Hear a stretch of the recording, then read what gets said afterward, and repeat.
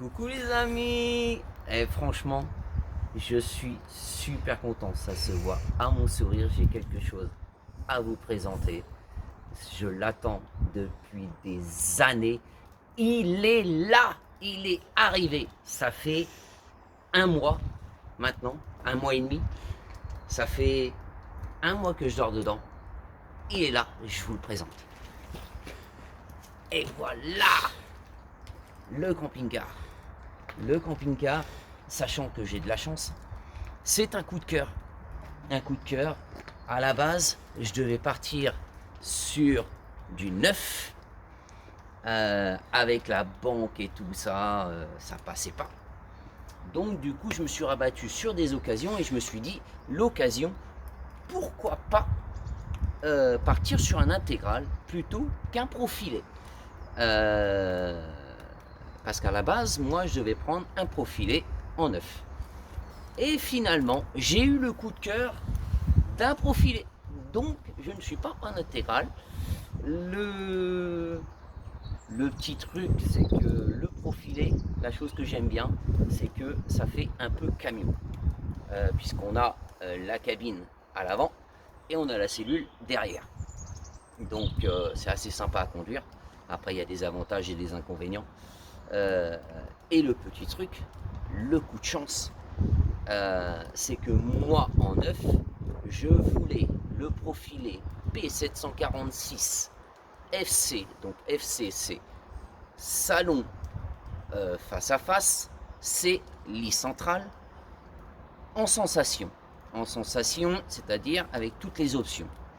Là, j'ai le P746C. Donc, je n'ai pas le lit central, on va pouvoir le voir à l'intérieur juste après. Je n'ai pas le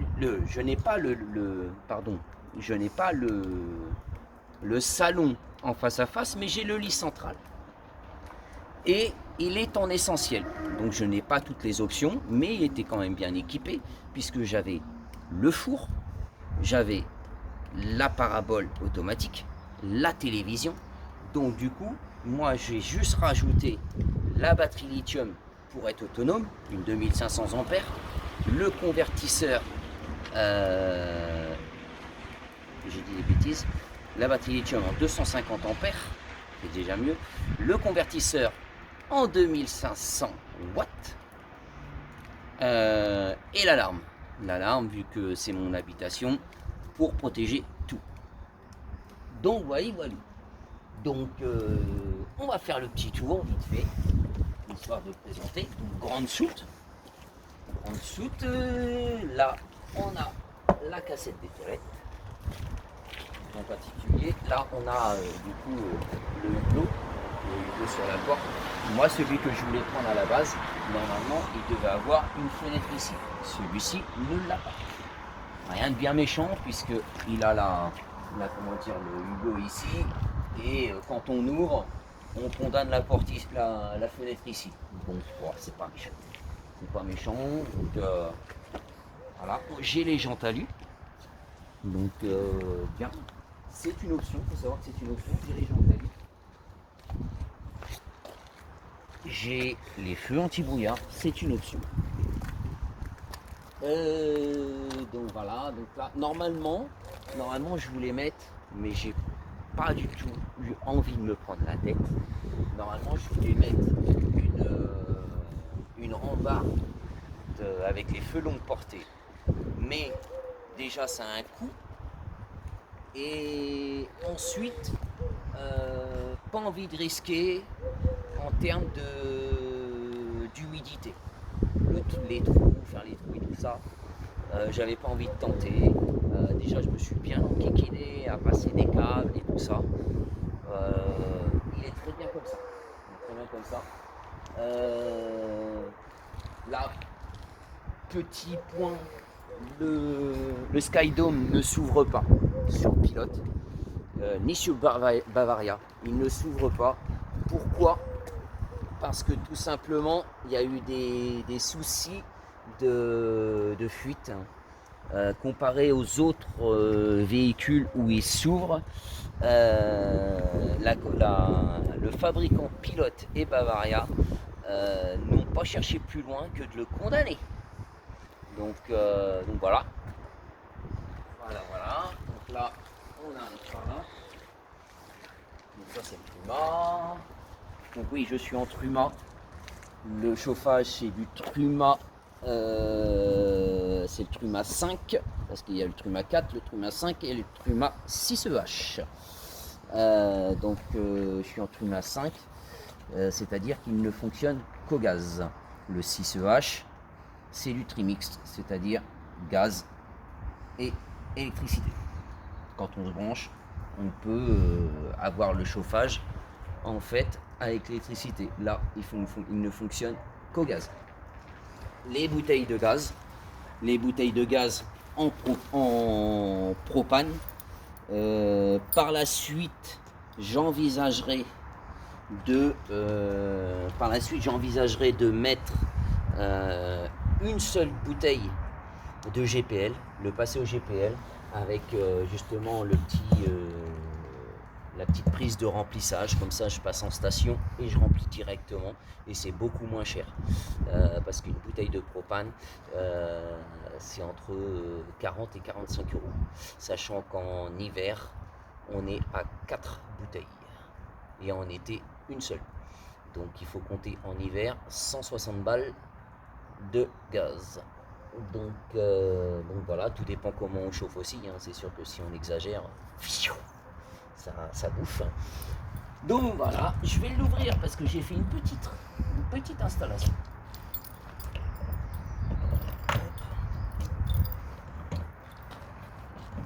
Fort bien nécessaire. Donc en fait, moi, ça m'arrivait de temps en temps de changer ma bouteille de gaz le soir, surtout en plein hiver, où il fait nuit à 17-18 heures. Et changer une bouteille de gaz quand il fait nuit et qu'on voit rien, et ben c'est relou. C'est très relou. Donc, je me suis dit, alors à la base, normalement, c'était dans la soute que je voulais le faire. Chose que je vais vous faire voir tout à l'heure. Dans la soute, je me suis dit, il faut que je mette absolument un éclairage, parce que dans la soute, il n'y avait pas d'éclairage. Et je me suis dit, où récupérer un 12 volts permanent? J'ai posé la question sur le groupe, et sur le groupe, on m'a dit de le récupérer sur la prise attelage. Je n'ai pas d'attelage, mais sur le boîtier de raccordement d'attelage. J'ai regardé en dessous, j'ai rien vu de particulier, j'ai pas cherché plus loin non plus, mais je me suis dit après, le truc c'est que le passer de l'extérieur à l'intérieur, ça incite des trous. Qui dit trou, dit automatiquement, bon, on peut mettre du mastic colle, pas de souci pour faire une étanchéité, mais je me suis dit, j'ai pas envie de prendre le risque avec ça, de façon à ne pas avoir des soucis par la suite d'humidité, de fuite ou quoi que ce soit. Et du coup, je suis allé à Leroy Merlin, j'ai trouvé des plafonniers à pile rechargeable par USB avec détecteur de mouvement. Et ben j'en ai profité pour en prendre 4. J'en ai mis un du coup dans les bouteilles de gaz que vous pouvez voir là. Là il est allumé. Je ne sais même pas pourquoi parce qu'il fait pas nuit. Donc j'en ai mis un là. Et j'en ai mis 2 qu'on va voir tout à l'heure dans la soute de chaque côté. Et j'en ai profité pour en mettre un dans le garage. Parce que quand on bricole et qu'on va chercher quelque chose dans le garage le soir, qu'on voit rien, c'est la merde. Donc voilà, je suis équipé en duo contrôle.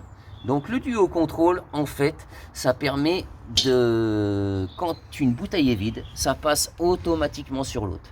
Mais bon, faut quand même contrôler. On a un petit témoin, bon, qui nous dit pas le niveau, mais qui nous dit vert, il y a du gaz, rouge, il y en a plus.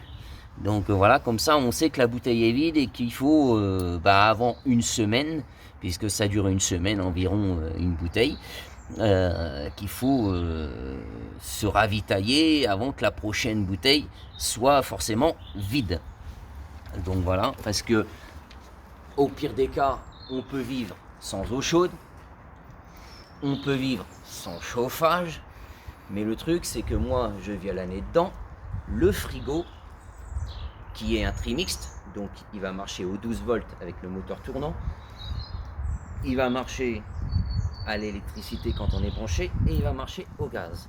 Donc automatiquement, si on n'a plus de gaz, au bout de 4 heures, vos surgelés sont morts. Donc voilà. C'est pour ça qu'il faut absolument faire attention.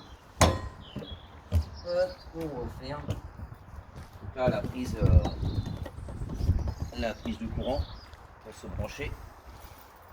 Hop, et on passe sur la suite.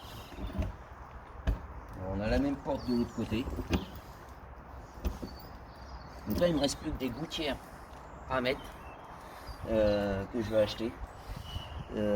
Parce qu'en fait le truc c'est que je vais pas ouvrir de l'autre côté parce que vu qu'il a plu, toute l'eau dégouline et quand j'ouvre, et ben ça m'inonde la soute. Donc j'ouvre par là, du coup. Hop. Donc bah forcément hein, c'est rangé, on a la petite voiture du petit père, le groupe électrogène qui est arrimé. On a 50 litres d'eau au cas où on est en manque d'eau, donc pareil, il faut tout accrocher, vraiment tout est arrimé. Là-bas j'ai rajouté une prise parce qu'en fait il n'y avait pas de prise, c'était un cache. Donc moi j'ai rajouté une prise qui est branchée sur la prise de la chambre. Tout ça, toutes les prises sont raccordées au convertisseur. Donc convertisseur quand on n'est pas alimenté sur une prise de courant, sinon ça fonctionne comme à la maison. Donc voilà. Alors ce qu'on peut voir en installation, on peut revoir justement les plafonniers de chaque côté. Les plafonniers. Et du coup, pour que ça fasse propre et surtout antidérapant, j'ai mis de la moquette. De la moquette collée. Donc tout le long. Avec toutes les coupes. Donc je me suis bien amusé. Donc voilà, bien propre. Hop. Je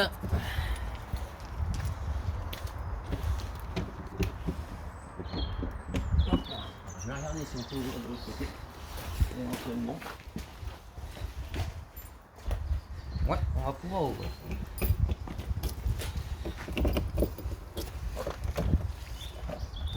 Hop là. Donc là, hop. Donc du coup, j'ai la petite douchette extérieure. Bien utile aussi quand on veut nettoyer les chaussures ou quoi que ce soit. Ça c'est la chaîne. La chaîne avec le cadenas, ça permet de sécuriser le groupe électrogène quand il est dehors, de façon à l'accrocher à une jambe alu. Et c'est un cadenas sous alarme. Donc voilà, j'ai installé ça, une poche pour les cales. Là je les mets pas parce que je suis plus haut là-haut, donc je suis droit.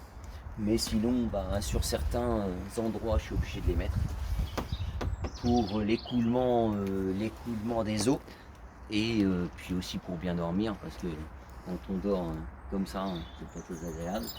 Mais c'est surtout pour l'écoulement des eaux. Hop. Donc maintenant, on va passer à l'intérieur. Donc on va passer à l'intérieur. Hop là.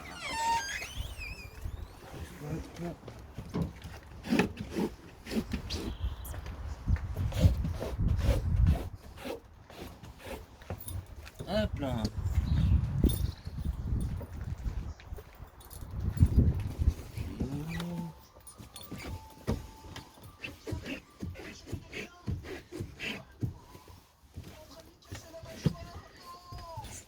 Alors, on va refermer la porte.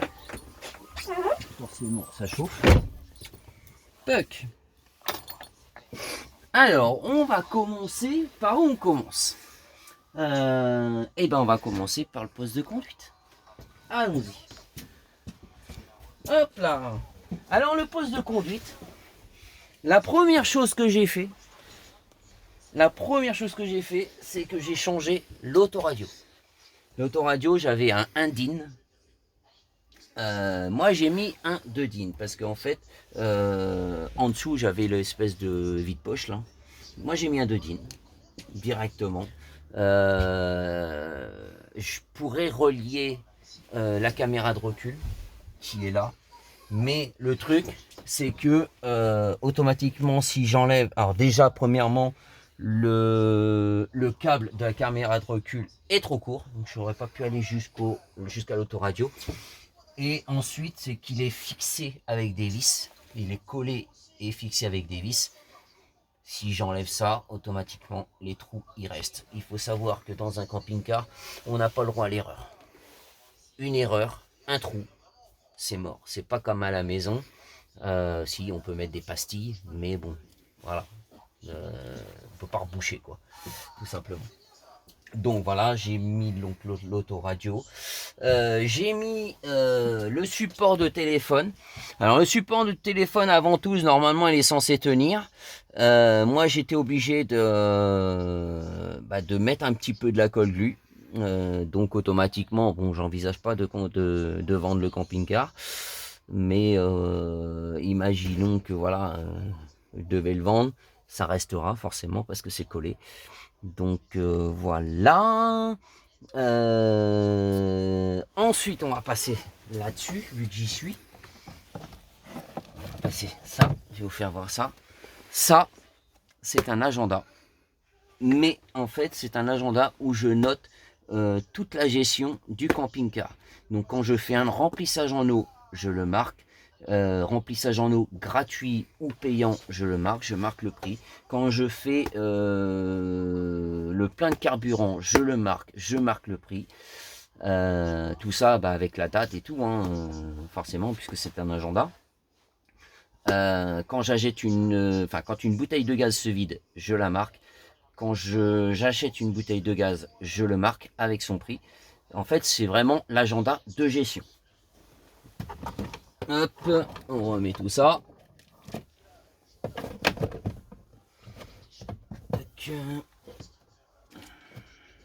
Allez, forcément, vu que c'est la maison, voilà du bordel. Donc voilà. Ensuite, on va passer donc au-dessus. Donc au-dessus, bon, j'ai mes petits rangements et tout. Donc, je vous parlais du Skydome. Hein, vous voyez, le Skydome, il s'ouvre pas. Sur certains modèles, ça s'ouvre. Sur Pilote et Bavaria, ça ne s'ouvre pas. Ils se sont pas pris la tête à savoir on va résoudre le problème des fuites et tout. Non, ils se sont dit on le condamne. Voilà.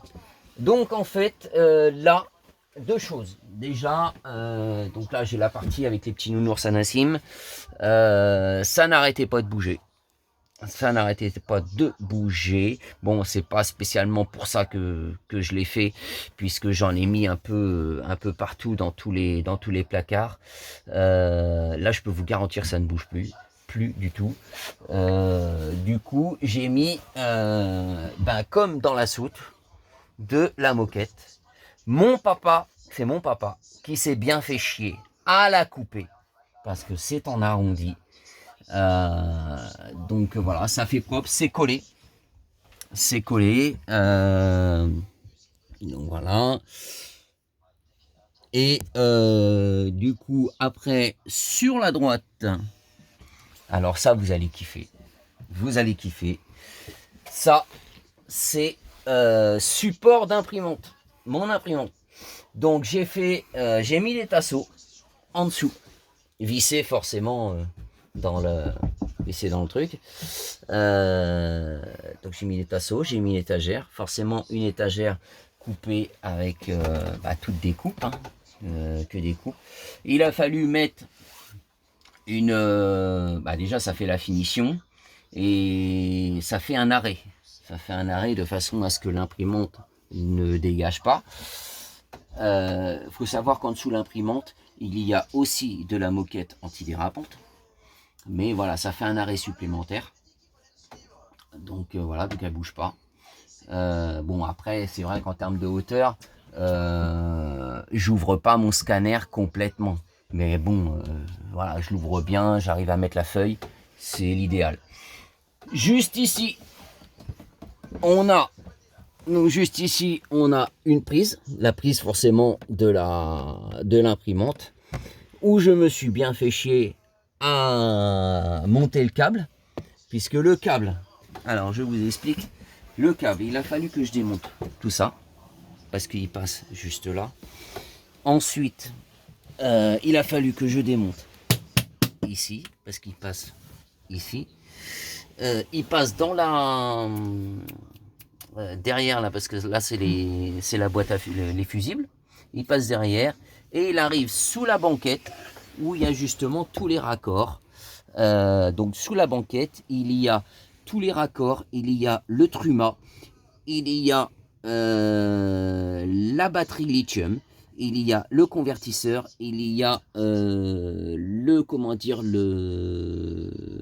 booster de charge, il y a le contrôleur de gestion du panneau solaire. Donc voilà. Donc du coup, j'ai rajouté aussi une prise ici. Une prise ici qui permet de charger téléphone, ordinateur, voilà. Donc voilou. Donc là, on a la table. Sur ce modèle-là, normalement, moi sur le modèle que je voulais prendre en neuf, c'était une table qui devait être dans le milieu avec, si vous voulez, qui se rabat comme ça. Là, celle-ci, elle est posée sur le côté. Donc on peut la déclipser. Et on a sa rallonge qui est là. Ça rallonge qui est là, donc elle peut se bloquer là, elle peut se mettre droite, elle peut se retourner. Donc voilà. Alors, petite particularité de la table, toute fraîche. Je l'ai terminée cette nuit. Oui, parce que je fais des journées à rallonge, depuis début janvier. Depuis début janvier, je fais des journées entre 18 et 22 heures d'éveillement. Donc quand je suis à 22 heures d'éveillement, ça me fait que 2 heures de sommeil par jour. Donc voilà, pour finir au maximum, sachant que ça fait 1 mois et demi que je l'ai. Et vous voyez, je touche à la fin. Donc pendant 1 mois et demi, je dors devant mon garage. Comme j'ai dit à mon père, j'ai pas acheté un camping-car pour passer mon temps devant le garage. Non, parce qu'à ce rythme-là, j'achète une maison à côté du garage et voilà. Donc c'est pour ça que je passe mes nuits avec le boulot, c'est pas facile. Donc ouais, on a envie absolument de terminer quoi, pour passer à autre chose. Donc là,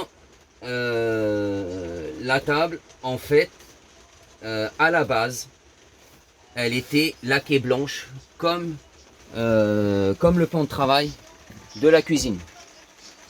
Alors j'aurais pu très bien la laisser comme ça, mais il m'est arrivé une couille, bon, pas bien méchant, il m'est arrivé une couille. Alors j'ai dit, en fait, la couille qui m'est arrivée, c'est que quand j'ai ouvert le placard qui est là, c'est que le dessus plat, j'ai dû le mettre à l'envers. J'ai fait confiance, j'ai ouvert, blam, et il est tombé sur la table, il m'a fait un petit éclat. Bon, rien de méchant, ça se voit pas, mais voilà, un petit éclat, enfin même plusieurs éclats d'ailleurs. J'ai dit, il faut absolument que je trouve une solution, que je la recouvre. Donc je l'ai recouvert, d'une première couche, c'est des nappes, hein. Première couche de nappe en gomme là, et puis deuxième couche en nappe tissu, voilà, tissu ciré, ils appellent ça. Le truc, c'est que on n'est pas sur une table de maison. Donc je peux pas la poser comme ça et puis basta, parce que il y a des arrondis partout, donc là ça serait ça ne m'aurait pas plu quoi. En plus de ça, c'est que j'ai la rallonge en dessous qui se tourne, ça aurait pas été évident. Là sur ce côté là, j'aurais été emmerdé pour passer les descentes. Donc je me suis dit non, c'est pas possible. Donc du coup, je dis la seule solution, faut que je coupe pile poil à la taille de la table. Je dis ouais, mais le truc, c'est que ça va jamais tenir. Donc je dis la seule solution, c'est de faire comme les moquettes antidérapantes, c'est de coller au double face. Donc j'ai collé au double face et ça bouge pas. Donc voilà, ça bouge pas, ça protège et basta. Donc ensuite on a donc du coup le salon n'est pas en face à face. Normalement moi je voulais banquette ici, banquette ici. Là il est comme ça, mais c'est pas désagréable. Bon, j'ai protégé pour le gamin, bien que il prend la place du chef qui est là. Pourquoi la place du chef? Parce que quand on le retourne, forcément quand on le retourne, on est devant la télé qui est derrière. Donc fort agréable, la télé que je vais vous faire voir tout à l'heure. Donc oui, il prend la place du chef, forcément. Donc là, du coup, on a les placards. Un placard, on retrouve forcément les moquettes antidérapantes, où on s'est bien fait chier aussi à les couper. Donc bon, c'est pas le plus chiant. Hein. C'est pas le plus chiant parce que ça reste plus ou moins carré. Donc voilà. Hop. Donc là, on peut retrouver un grand placard qui est plein. Je viens de faire les courses. Forcément. Petite déco de mon loulou. Donc vu que moi c'est de l'habitation et que j'envisage pas de revendre le camping-car, je peux percer. Enfin j'ai mis des crochets. Je les ai collés à la colle glu. Ce qu'il faut savoir que la colle glu, contrairement à ce qu'on peut croire, la colle glu c'est pas hop on la met, c'est bon, ça tient et on peut plus enlever.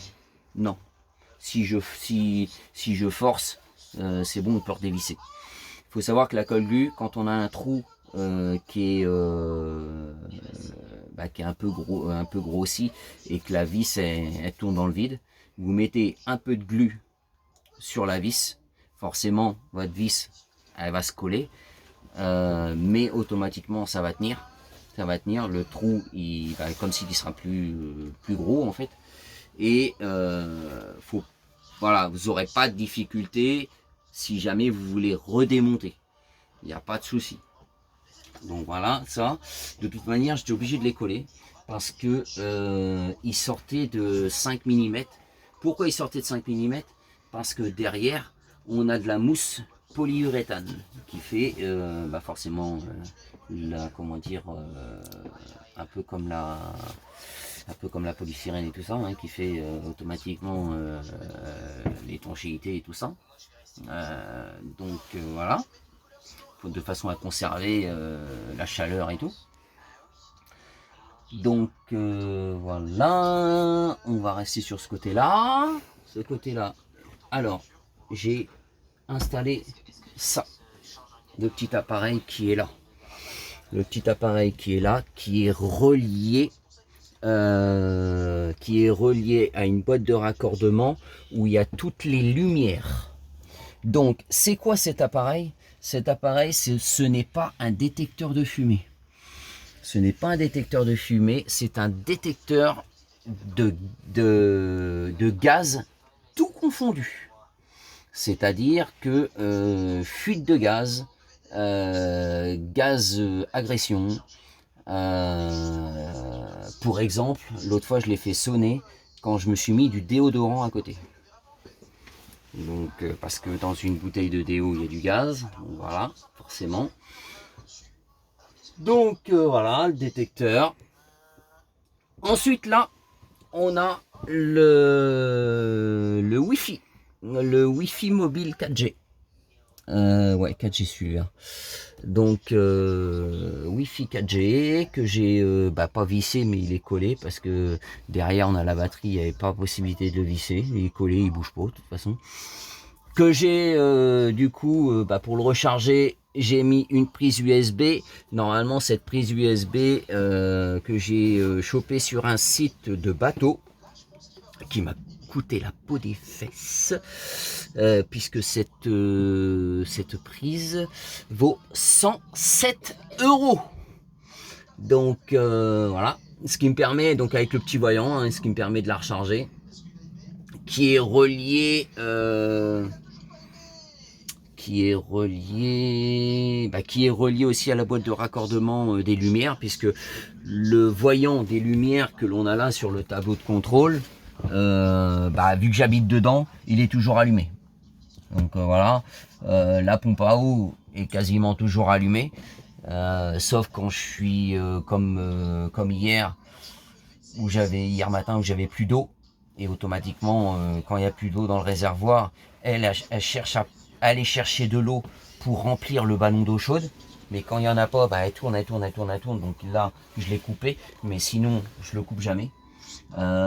Auxiliaire, ça sert à comment dire, quand on veut mettre le piezo en route pour la plaque de gaz, éventuellement le four, et puis écouter la musique, hein. Puisque l'autoradio est en après-contact comme une voiture classique, mais on a possibilité, il est en après-contact aussi dans la cellule. Donc il a 2 après-contacts. Ensuite, on a le boîtier du Truma. Donc boîtier du Truma où on peut gérer le chauffage, l'eau, la ventilation. Si on veut mettre beaucoup de souffle ou moins de souffle, parce qu'il faut savoir que le Truma, c'est une soufflerie. C'est une soufflerie comparée à la chaudière Aldé. Alors je vais vous parler justement des avantages et des inconvénients. Le Truma, ça chauffe très bien, seulement c'est moins cher que le chauffage Aldé forcément. Le truc c'est que c'est pas assez puissant en termes de soufflerie pour aller alimenter l'arrière. Donc j'ai toujours l'arrière qui est un peu plus froid, hormis si je bouche les trappes d'aération. Vous en avez une éventuellement là, voilà, trappe d'aération. Si je les bouche, forcément, un convertisseur qui est en rupture. Donc si je les bouche, ça va alimenter un petit peu en chaleur à l'arrière, mais c'est pas aussi bien qu'une chaudière Aldé. Mais bon, j'ai pas à me plaindre, hein, ça chauffe.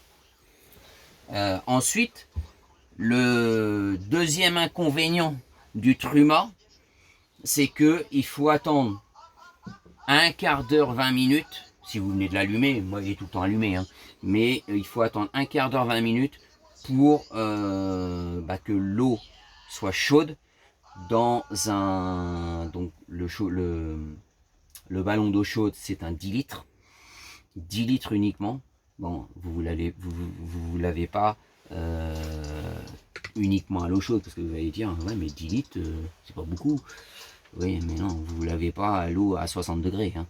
Donc vous la coupez avec de l'eau froide. En général, une douche, en faisant rapidement, aussi bien douche que vaisselle, c'est 40 litres. Donc voilà.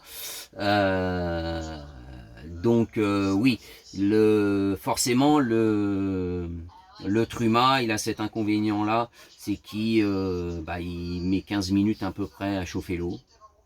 Donc automatiquement, par exemple comme ce matin où j'ai pris Nassim, il a pris sa douche, moi il a fallu derrière que je rattende un petit peu pour que ça réchauffe. Donc voilà.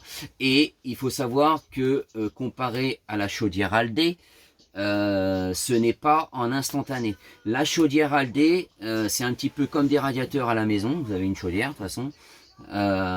Vous ouvrez l'eau chaude, c'est de l'eau chaude tout de suite. Le Truma, bon, je vais pas vous dire que vous allez attendre 5 minutes, non. Mais voilà, au début, vous ouvrez le robinet, c'est de l'eau froide. Sachant que en camping-car, l'eau est très précieuse. Donc comme j'ai dit à mon fils, automatiquement, vu que l'eau est très précieuse, moi, ce que je fais dans la douche, dans tous les cas dans la douche, parce qu'après si c'est les mains ou quoi que ce soit, on peut se les laver à l'eau froide, c'est pas trop grave. Mais en tout cas dans la douche, je commence par mouiller les pieds. Mouiller les pieds, éventuellement les jusqu'aux genoux, parce qu'à l'eau froide, c'est pas méchant. Pendant ce temps-là, le temps qu'on mouille le bas, l'eau chaude est arrivée. Donc comme ça, ce n'est pas de l'eau de perdue. Donc voilà, puis forcément, bah, pas comme à la maison, il faut faire vite parce que quand on n'a plus d'eau chaude, et ben on finit à l'eau froide. Donc chose que ce matin j'ai eu de la chance. Ce matin, j'avais fini ma douche, qu'il restait encore de l'eau chaude. Mais en général, c'est un petit effort qu'il faut que je fasse, c'est qu'en général, je finis ma douche, et ben je me finis de me rincer à l'eau froide. Donc c'est un petit... Voilà, il faut que j'arrive à travailler un petit peu ça. Donc voilà. Donc là, maintenant, j'ai installé ça. Alors forcément, je suis musulman, donc ça veut dire bienvenue. Donc c'est pour les clés. Pour les clés, donc voilà, j'ai mis toutes mes clés là. Toutes mes clés là. Ensuite là, là on peut trouver un voyant. Un voyant témoin. Donc le voyant témoin, pourquoi je l'ai mis? Parce qu'en fait, donc il est comment dire, alimenté pour la lampe extérieure. Je pense que vous en doutez bien. C'est que à plusieurs reprises, j'ai laissé la lampe extérieure allumée toute la nuit. Alors ça consomme pas énormément parce que c'est des lampes LED, mais voilà, ça me faisait chier. Donc du coup, j'ai mis, voilà, ce qu'on peut voir là, elle est allumée, ça clignote. Et je l'ai pris clignotant plutôt que fixe. Clignotant, au moins ça alerte. Alors je me suis bien fait chier parce que il fallait que je... Alors déjà, chez Pilote, franchement, on paye une blinde les véhicules, ils nous font de la merde. Ne serait-ce que déjà, il a fallu que je retourne tout. Alors je suis pas électricien, mais il a fallu que je retourne tous les interrupteurs, puisqu'un interrupteur éteint est normalement vers le haut, allumé vers le bas. Et donc il a fallu que je les retourne. Ensuite, pour alimenter ce voyant là, normalement, donc de la batterie ça va à l'interrupteur, de l'interrupteur ça va à la lampe, et le neutre repart de la lampe à la batterie. Il n'y a pas 36 000 couleurs. Le rouge, le marron, plus ou moins connu, le rouge, le marron en phase, le bleu, le noir en neutre. Eh bah oui, mais le truc, c'est que là, en phase, si je me souviens bien, en phase, j'ai du bleu. Si je me souviens bien. En phase, j'ai du bleu. Donc bon, de toute façon, je savais que c'était une phase. Bon, j'ai utilisé le multimètre aussi pour pas faire de conneries. Mais après, il a fallu que je repique un neutre. Alors, j'avais plusieurs neutres derrière. J'ai piqué la première fois en faisant des essais. Je dis bon, ça fonctionne et tout. Je dis bah, je vais le piquer là. Seulement, c'est un après-contact. C'était un après-contact pour la lampe. C'est-à-dire qu'en fait, moi j'ai le marchepied, la lampe et l'antenne. Quand je mets le moteur en route, bah, l'antenne se plie, le marchepied se rentre et la lampe s'éteint. Là, vu que c'était un après-contact de la lampe, automatiquement, quand je suis parti au boulot, tu vois, je me suis pas pris la tête, j'ai dit bon, ça fonctionne et tout, impeccable. Mais j'ai pas essayé moteur tournant. Le matin, je pars au boulot, c'est bizarre, ça bip, parce qu'en fait, j'ai un petit bip bip. C'est bizarre, ça bip et tout. Puis après, je vois dans le rétro, j'ai dit purée, c'est allumé dehors. Donc en fait, pendant que je roulais, au lieu que ça soit éteint, bah, c'était allumé parce qu'en fait, l'après-contact allait alimenter le voyant sans l'allumer, le voyant était éteint, et ça allait alimenter la lampe. J'ai dit, bah non, c'est pas possible. J'ai tout redémonté. J'ai été chercher un autre neutre. Donc, j'ai été chercher un autre neutre. Pas de bol, encore une deuxième fois. Après contact du marchepied. Donc, j'ai essayé et tout. J'ai branché et tout. J'ai essayé, ça marchait, impeccable. Moteur tournant, ça marchait. Donc, je dis, bon, bah, impeccable, on y va et tout. J'avais même ouais, quand le marchepied, je mettais le moteur en route, que le marchepied en fait rentrait. Je vous demande juste un petit instant, j'ai mon fils qui m'appelle. Je vous reprends, petite parenthèse. Donc oui, j'étais là-dessus. Donc du coup, donc la deuxième fois, j'ai été piquer un neutre, donc tout fonctionnait bien. En fait c'était l'après-contact du marchepied. Donc en fait tout fonctionnait bien et tout, même quand le moteur tournant. Seulement quand je mettais le contact en route, le marchepied rentrait, la lampe s'allumait. Je me suis dit, bon, s'il y a que ça, c'est pas bien méchant, c'est juste le temps que le marchepied rentre. Voilà, elle s'allume, elle s'éteint. Basta. Mais,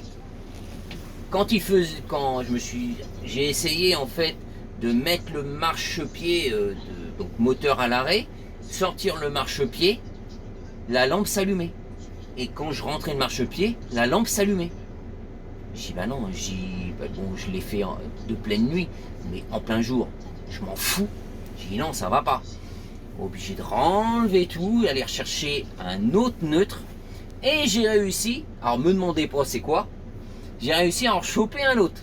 Et là, tout fonctionne parfaitement. Donc j'ai bien galéré là-dessus aussi. Donc voilà. Voilà. Donc sur ce véhicule-là, on peut, donc là-dessous, bah, c'est rangement, réserve, voilà. Donc on peut soit lever, juste un peu Romain, voilà, on peut soit lever, voilà, comme ça, ou alors, chose que je fais, moi je me prends pas la tête à lever, on a ici une trappe. Alors c'est bien plein, vous pouvez venir manger à la maison quand vous voulez.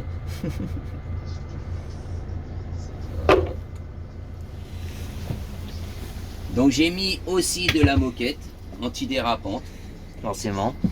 Là-dessous, donc comme j'ai expliqué, hein, là-dessous c'est tout le dispositif électricité, batterie, convertisseur, où on peut justement retrouver la commande téléportée du convertisseur, donc convertisseur pur sinus en 2500 watts. Donc voilà, tout à l'heure là, mon fils m'a demandé de mettre le chauffage d'appoint. Donc il s'était mis en sécurité parce que la batterie lithium est quasiment vide. L'avantage de la batterie lithium, c'est qu'on peut lui taper dans la gueule. La mettre à 0. Donc c'est ça l'avantage de la batterie lithium. Donc voilà. Donc là, on va passer là. Là, donc pareil, un recouvert, bon bah ça c'est les couverts, ici il y a de la moquette un petit peu là. De toute façon, tous les placards, quels qu'ils soient, ont été recouverts avec de la moquette antidérapante. Donc là, on retrouve la cachetière Senseo, en classique, hein, pas en nomade. Hein. Donc la classique. Donc forcément, des camping-caristes, ils sont à l'arrêt, ils la sortent du placard, ils la mettent, on repart, on la re-range. Moi, j'avais pas envie de me faire chier avec ça. Donc, arrimage comme dans la soute. Hein. On met un tendeur et ça bouge pas. Ça ne bouge pas. Donc, voilà. Là, ça c'est ma plaque de four. Plaque de gaz, pardon. 3 gaz. Donc, voilà. Ça chauffe ouais, un petit peu moins bien que la maison quand même, un petit peu plus de temps. Voilà, là j'ai mis des vis. En fait, si vous voulez, ici j'avais des vis avec comment dire, du cache caoutchouc, mais j'en avais que 3 sur 4. 3 sur 4, donc la quatrième, il n'y avait aucune étanchéité. Et puis esthétiquement parlant, moi je suis maniaque, ça faisait moche. Donc du coup j'ai dit je les dégage. Je les dégage. J'ai mis du coup des vis noires. Mais au début, j'ai mis les vis noires comme ça. Vis noires comme ça. Et quand j'ouvrais mon compartiment, enfin mon tiroir de couvert, j'ai purée, il y a de la flotte. Bah oui. Du coup après je les ai renlevés. J'ai mis des rondelles, des joints en rondelles. Mais seulement ça m'augmentait, malgré qu'ils n'étaient pas épais, ça m'augmentait un tout petit peu la hauteur. Sachant que quand je ferme le couvercle, vous voyez là je suis nickel. Donc si on rajoute des joints rondelles, forcément il se voilait un petit peu. Il était un petit peu monté comme ça, il se voilait. Donc chose que je ne voulais pas. Du coup, chose que j'ai faite, c'est que j'ai redémonté et j'ai bourré le trou de mastic colle. Et mastic colle mieux que le silicone, puisque le silicone use dans le temps. Donc le silicone, il aurait fallu qu'à un certain moment je redémonte pour refaire, pardon. Et du coup j'ai mis du mastic colle et j'ai remis les vis. Comme ça c'est collé, ça fait une étanchéité. Et là c'est impeccable. Je vous reprends tout de suite, j'ai mon fils encore qui m'appelle.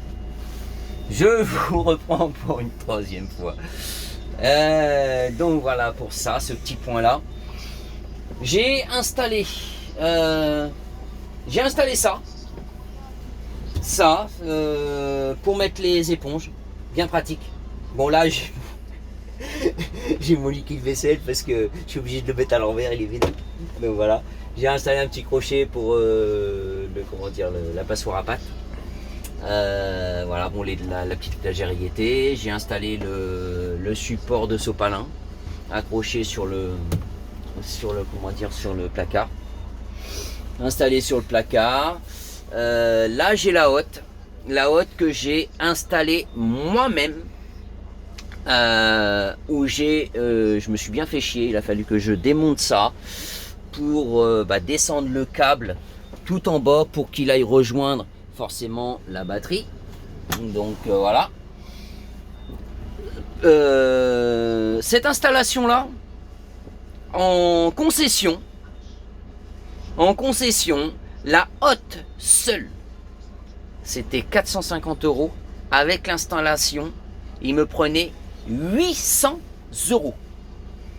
Là, j'ai acheté la hotte sur internet, je l'ai posée moi-même, j'en ai eu pour 250 balles. Donc voilà. Là, j'ai installé mon micro-ondes. Alors je peux vous dire que j'en ai chié, mais j'en ai chié ma race. Donc, j'ai mis des tasseaux en dessous la planche pour gagner de la hauteur. J'ai mis ma planche, donc ça c'est une étagère qui était à la base ici, que je l'ai juste descendu en fait. Je l'ai descendu puis j'ai fait sa coupe pour le câble de la prise.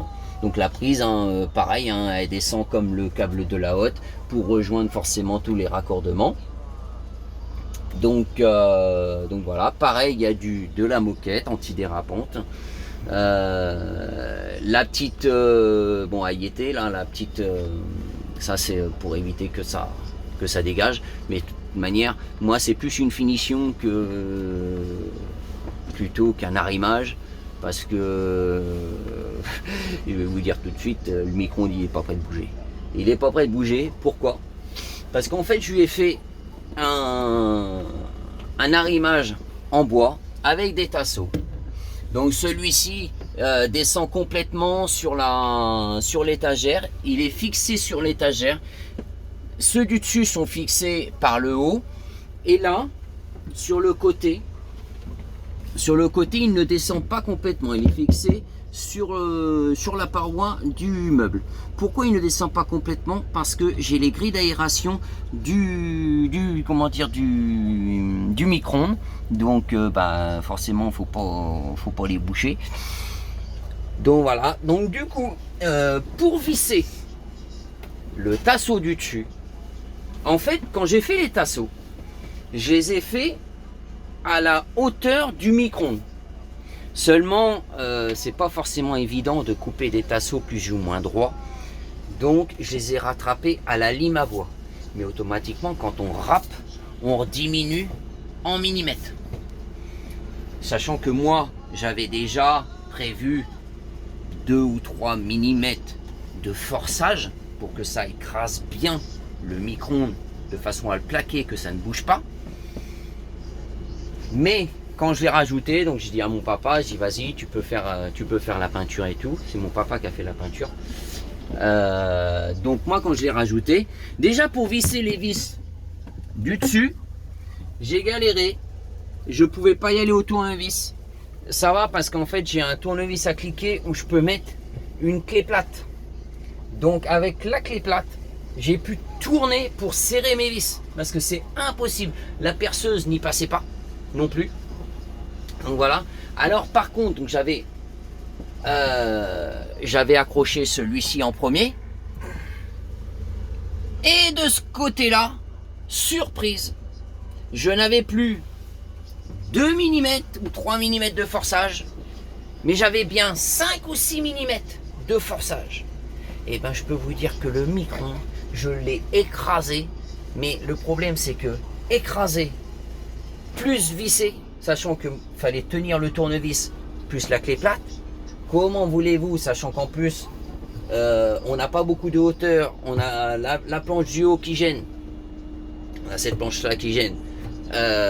Du coup c'était galère, je forçais comme un malade, impossible. Pour ça que là je peux vous dire, le micro-ondes il va pas bouger, il est écrasé comme un malade.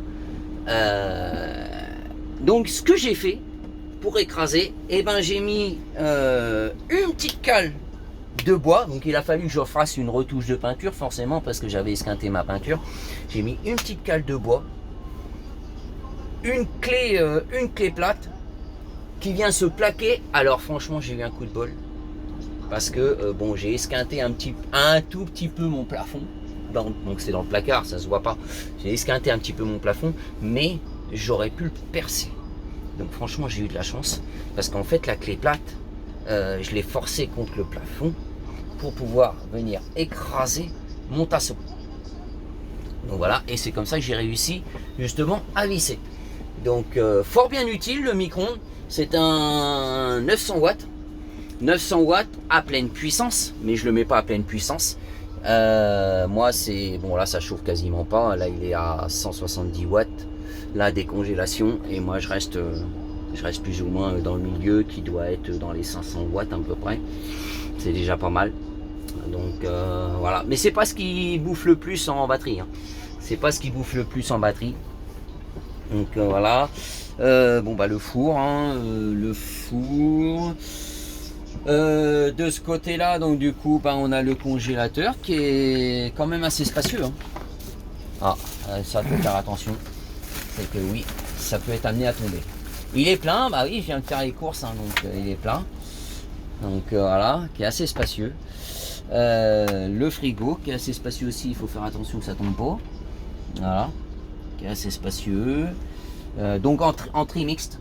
Donc là forcément on est sur la batterie parce que le moteur il tourne. Sinon il passe tout seul. Il passe tout seul. Donc il bip si jamais vous laissez la porte ouverte. Un tiroir en dessous. Un tiroir en dessous. Et en dessous du tiroir, on a le Frost Control. Alors le Frost Control, c'est une valve de sécurité qui en fait, si vous ne chauffez pas votre véhicule en hiver et que vous avez rempli votre réservoir d'eau, automatiquement quand la température va tomber à moins 5 degrés, il va se désactiver et il va vous vider vos 120 litres de flotte. Justement, j'ai eu une petite... je remets ça quand même. Justement, par rapport à ça, c'est que le premier week-end, bah, c'était le 15. Après le 15, dans la semaine. J'ai dit bon, j'ai impeccable, j'ai dit maintenant on vit dedans, bah, va falloir remplir en flotte.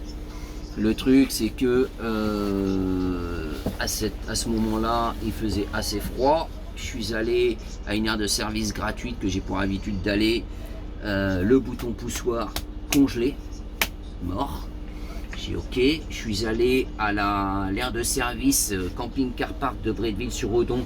J'ai payé 5,50 € d'entrée. Ce qu'on appelle ce qu'on appelle l'étape passe, parce que sinon c'est 13 €, 13,80 € si on reste les 24 heures. Donc j'ai payé 5,50 €, j'arrive là-bas, je veux pour faire mon plein, le bouton poussoir congelé. J'ai purée, c'est pas possible. Du coup j'ai sollicité un pote qui m'a bien dépanné. Donc on a passé le tuyau d'arrosage à travers sa fenêtre, il a branché sur la prise sur le robinet de la machine à laver.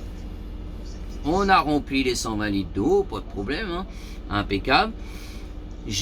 Avant de mettre ma pompe en route, j'ai activé justement mon frost control et je mets ma pompe en route et là j'entends la pompe qui tourne.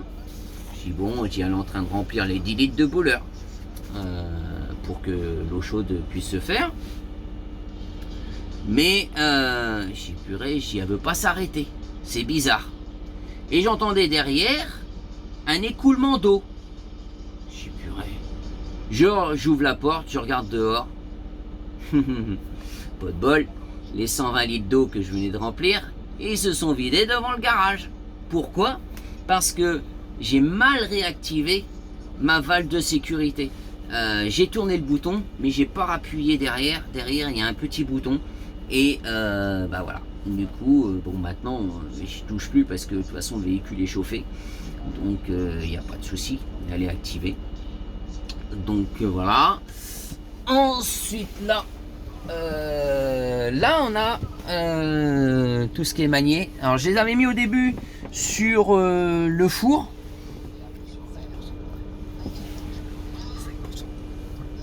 Je les avais mis sur le four. Du coup, mais ça bougeait. Je les avais mis sur le four, ça bougeait. Donc, du coup, j'ai acheté une plaque magnétique qui se colle.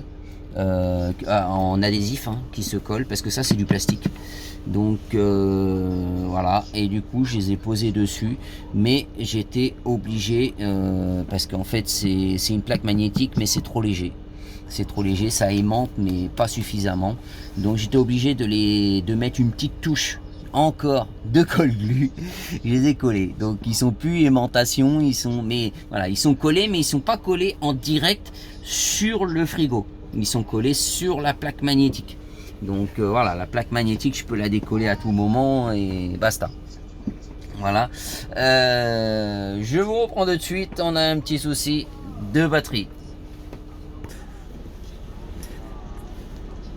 Donc on continue. Là on a la télé avec parabole automatique. La télé, donc du coup la télé, je peux aussi bien la regarder par là que la tourner complètement et la regarder dans le lit. C'est ça l'avantage. Ensuite j'ai mis, je vais la tourner. Hop. J'ai mis là la Fire Stick d'Amazon Comme ça, ce qui me permet de, quand je suis dans des endroits où la parabole ne passe pas, où j'ai du réseau, et je peux utiliser directement la télé connectée, c'est-à-dire la télé avec le réseau, avec l'application Molotov. Bon, ça c'est que tu veux pas te rabattre, toi. Voilà. Avec l'application Molotov, donc voilà. En fait, c'est une alternative, donc voilà. Là, j'ai la petite télécommande de l'alarme, puisque quand je verrouille mon véhicule à l'extérieur, j'ai l'alarme volumétrique et périmétrique qui se met en route.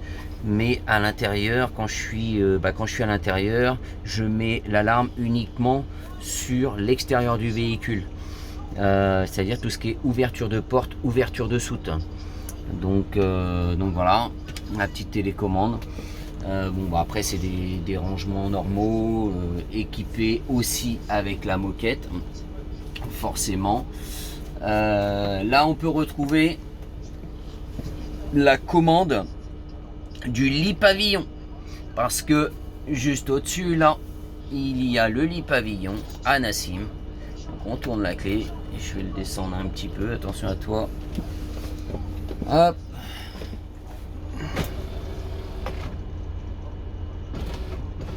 Hop, je descends juste un tout petit peu et on a le lit à Nassim. Donc on peut retrouver, donc on met les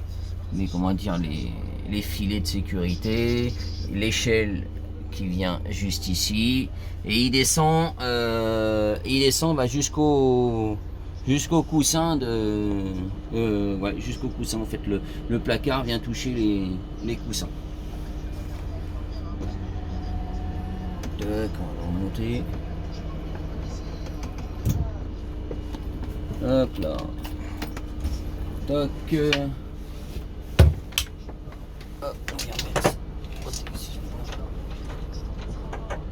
Hop là, donc voilà, de ce côté là on a fait petite touche perso de mon fils. Toc. La douche, pas la douche, rien de particulier. Si, l'avantage de la douche, dans certains camping-cars, il y a des douches où on se tape la partie de la roue. Là, ce qui est bien, vu que en fait l'arrière est surélevé, du coup on ne se tape pas l'accès de la roue en fait. L'accès de roue est juste en dessous, parce qu'en fait quand on se tape l'accès de roue, forcément ça vous fait une marche et c'est pas très pratique. Là on a une légère marche, mais c'est pas méchant. On peut estimer que la douche elle est droite et c'est beaucoup mieux. Donc voilà. Ensuite, donc là on va passer sur la partie salle de bain. L'avantage de la porte, c'est que la porte elle peut venir se fermer aussi bien là que là. Voilà, elle peut se rabattre et faire une séparation avec la cuisine salon. Ensuite on a aussi une deuxième porte, hop, qui est là et qui fait la séparation entre la chambre et, on va dire, la salle d'eau. Voilà, un petit peu d'intimité, on va dire. Donc là on a les toilettes, voilà, rien de particulier, les toilettes, placard. Moi de toute façon j'ai rien fait de... Qu'est-ce que j'ai pu faire là-dedans? Ouais, j'ai changé ça. Parce qu'en fait c'était un truc un peu comme l'essuie-tout. C'est-à-dire que voilà, il y avait juste le machin comme ça et on enfile le papier toilette. Voilà, avec la légère remontée. Mais voilà, on enfilait le papier toilette. Et moi je me suis dit non, malgré qu'on a la légère remontée, je me suis dit bon, ça a été prouvé, peut-être que ça tienne, mais moi ça me plaisait pas. Alors que là on peut y aller, ça risque pas de bouger celui-là. Donc voilà, la petite poubelle, ouais, j'ai rien mis de spécial, mais elle bouge pas. Elle bouge pas. Donc tout, bah, toujours, hein, tous les placards sont recouverts avec la moquette antidérapante, où mon papa s'est bien amusé à faire les angles. Parce que là-dedans, vous avez vu le lavabo, hein, donc le meuble est pareil. Donc voilà. On a fait le joint d'étanchéité parce que chez Pilote, ils sont forts. C'est que dans la salle d'eau, ils mettent pas de joint d'étanchéité. Bon, pas de silicone. L'évier, enfin le lavabo, il est juste fixé. Il était juste fixé. J'ai dit non, juste fixé, la flotte elle coule en dessous, non. Donc du coup je l'ai dévissé, j'ai mis un pas de silicone en dessous et j'ai fait son silicone. Donc voilà, j'ai fait également son silicone dans la douche parce que oui, également dans la douche, il n'y avait pas de silicone. Donc là, automatiquement, ça aurait pu, ça pouvait traverser et arriver dans le, il y avait même derrière là, ça aurait pu arriver dans le, carrément dans cette partie là, quoi, dans la partie extérieure de la douche. Donc j'étais obligé de mettre du silicone aussi. Donc voilà, c'est parti. Dans la salle de bain, ce qu'on peut retrouver dans la cuisine, hein, j'ai mis la même chose. Voilà, pour mettre les brosses à dents, les trucs comme ça, brosses à dents, dentifrice, le lave-main. Ça évite de ranger le lave-main, le ressortir quand on en a besoin. Là au moins ça bouge pas. Ça bouge pas, on est tranquille. Donc voilà. Petite panne des toilettes, il faut que j'ai un problème de flotteur normalement. Bon, la chasse d'eau elle fonctionne, mais normalement quand c'est quasiment plein, ça s'allume ici en orange, et quand c'est plein, ça s'allume rouge ici. Et là, ça s'allume plus. Ça s'allume plus parce que j'ai le flotteur qui est décroché. Donc flotteur magnétique, il faut que je démonte la cassette. Et puis oui, ils mettent la main. Malheureusement, ils mettent la main. Bon, elle sera vide, hein, je vous rassure. Hein. Donc voilà, maintenant on va passer dans la partie chambre. Dans la partie chambre, on a ici une petite on a une petite pochette où on peut ranger tout et n'importe quoi, hein, ça y était. Voilà. Là, les placards, hein, là c'est penderie, étagère et penderie. Donc j'ai mis des cintres, ce qu'on appelle des cintres anti-vol. C'est pas en fait avec le crochet, c'est le rond, c'est directement le rond qui passe dans la barre. Et ça s'enlève, ça s'enlève. C'est un système, ils appellent ça anti-vol, mais ça évite quand on roule que tous les manteaux ou les chemises puissent tomber. Là, ça tombe pas. Donc là, je vais lever juste un tout petit peu en dessous. Hop, on retrouve un petit peu de rangement. Alors, on a des rangements ici, des rangements là. Là, on a les tiroirs. Ici, dans le milieu, on a un rangement long là-bas. Juste en dessous du rangement long, on peut y retrouver le réservoir d'eau propre. Donc voilà, je vais vous faire voir tout à l'heure le réservoir d'eau sale, éventuellement. Hop. Juste ici, on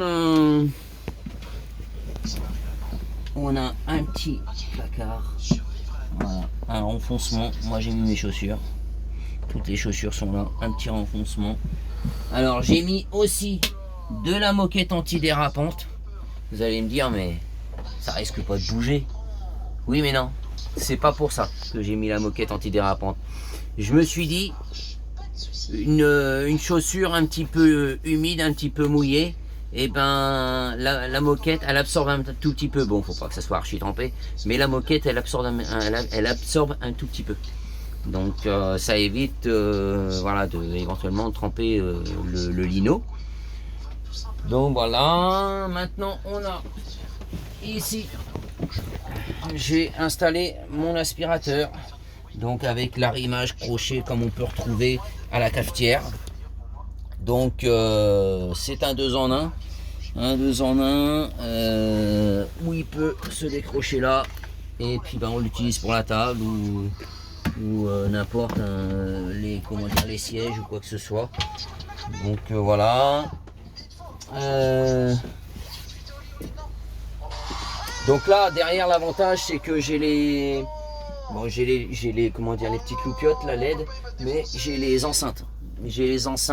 Alors je sais pas pourquoi celui-ci, parce que le problème dans un camping-car c'est que c'est raccord sur raccord. Au lieu d'aller d'un point A à un point B, c'est-à-dire on prend le fil, on le branche à l'enceinte et on traverse le camping-car pour aller jusqu'à l'autoradio. Non, ça part de l'enceinte, ça va ça passe par les meubles, hop, raccord. Ça repart, je sais pas où, raccord. Ça repart, raccord. Donc automatiquement, celui-ci, il est capricieux. Un coup, je vais fonctionner, un coup, je ne fonctionne pas. J'ai bougé éventuellement les fils qui étaient dans la partie penderie. Voilà, j'ai pas envie de me prendre plus la tête que ça. Voilà. En tout cas, il est capricieux. Ça, que j'ai acheté parce que voilà, vu que le Truma, comme je vous ai expliqué tout à l'heure, il a du mal à chauffer un petit peu sur la partie arrière. Et puis bon, c'est un petit complément, ça peut être bien quand on est branché aussi au courant, mais bon, on peut pas se permettre non plus de pousser à fond le chauffage, parce que sinon la bouteille de gaz on va la flinguer. Donc ça, petit chauffage d'appoint, 1800 watts, 1800 watts max. Donc je le pousse pas forcément à fond. En fait, je le fais monter par grade. C'est-à-dire que lui, il fonctionne avec des petits logos, un soleil, deux soleils. Et donc en fait, je ne dépasse jamais le 1 soleil. C'est-à-dire que par exemple, si je peux le monter jusqu'à, admettons, on va dire 16 degrés, et que par exemple 17 degrés, il me met 2 soleils, je refais le tour pour remettre à 17 degrés, le temps qu'il chauffe, et je monte progressivement. Parce qu'en fait, les 2 soleils, il doit sûrement demander pleine puissance, et il me met forcément le convertisseur en défaut. Puisque il faut savoir qu'un convertisseur, le convertisseur fait 2500 watts, lui fait 1800 watts. Alors celui-là qui ne connaît pas, il va dire ça passe. Non, c'est parce qu'en fait il faut multiplier par 2. Donc 1800 watts, on est sur 3600 watts, et là ça passe pas, il se met en défaut. Donc en défaut, donc je fais monter progressivement. Mais ça, il faut savoir que comparé au micro-ondes ou quoi que ce soit, comme je vous ai dit, ça, c'est un bouffe énergie. Avec ça, heureusement que je suis équipé en lithium, parce que ça, c'est pour ça que là, je fais tourner le moteur, parce que je ne suis pas branché là. Donc, vu que j'ai un booster de charge, ça permet de recharger rapidement la batterie avec le moteur tournant. Là, avec ça, je mets ma batterie à 0. Donc voilà, l'avantage du lithium, c'est qu'on peut lui tirer dans la gueule, on peut lui faire des décharges profondes, alors qu'une batterie à décharge lente, on va pas aller au-delà de 50%, donc la moitié de son autonomie, sinon après il faut la recharger. Donc voilà, je vais juste vous faire voir, je pense que je n'ai rien oublié. Je vais juste vous faire voir là où il y a le réservoir d'eau usée. Alors le réservoir d'eau usée, il est juste là. C'est au cas où qu'on a besoin d'y accéder. Et juste là, je peux ouvrir parce que toute la merde va rentrer dedans. Mais voilà, on a accès. En fait, on peut ouvrir le bouchon, le nettoyer. Enfin voilà quoi. Donc voilà ma petite maison que j'ai nommée La Casbah. La Casbah. Pour ceux qui me suivent, j'ai déjà mis sur Facebook une publication. Vous êtes les bienvenus. Inauguration de la Casbah le samedi 24 février à Saint-Germain-le-Vason à 18h30. Apéro et voilà, venez nombreux. Et maintenant, moi, toutes mes installations sont terminées quasiment. Donc normalement, à partir du week-end prochain, c'est directement vadrouille dans la région. Donc voilà, je vous dis à plus les amis. Ciao, ciao.